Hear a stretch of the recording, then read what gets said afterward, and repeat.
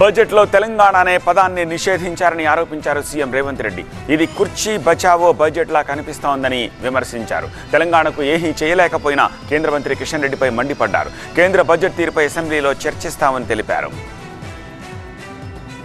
Budget మొత్తం సారాంశాన్ని చూస్తే మొత్తం బడ్జెట్లో తెలంగాణ అనే పదాన్ని నిషేధించిండ్రు. తెలంగాణ అనే పదాన్ని కూడా పలకడానికి కేంద్ర ప్రభుత్వము ఇష్టపడడం లేదు. ఇప్పుడు నరేంద్ర మోడీ గారి ప్రభుత్వము వివక్ష కాదు, కక్షాపూరితంగా తెలంగాణ ప్రజల పట్ల వ్యవహరించింది అని చెప్పి స్పష్టంగా మా ప్రభుత్వం భావిస్తున్నది. ఈరోజు రైతులను ఆదుకోవడానికి ఒక ప్రత్యేక కార్యాచరణ ఏది తెలంగాణ రాష్ట్రానికి ఇవ్వలేదు.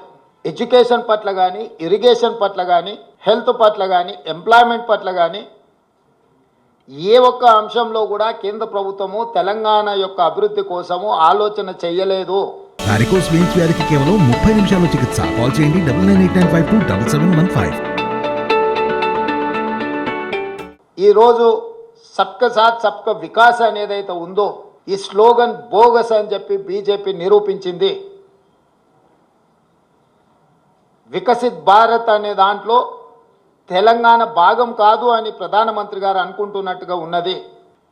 ఢిల్లీ నుంచి ఏం నిధులు తెచ్చినావు ప్రజలకు జవాబు చెప్పు.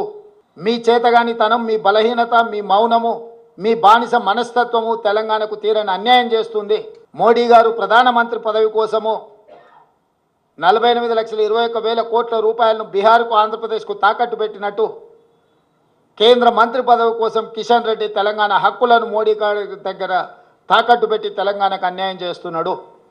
ఈ వివక్షను, ఈ కక్షాపూరితమైన వ్యవహారాన్ని తిరస్కరిస్తూ తెలంగాణ హక్కులను కాపాడడానికి శాసనసభలో చర్చించి తీర్మానం చేసి అధికారికంగా ప్రధానమంత్రి గారికి తెలియజేయడానికి అవసరమైన అన్ని రకాల చర్యలను రేపు శాసనసభలో మీరు బాధ్యత తీసుకొని క్వశ్చన్ అవర్ తర్వాత దీని మీద చర్చకు ఉపక్రమించండి అని చెప్పి మా సహచర మంత్రుడికి నేను సూచన చేస్తున్నా.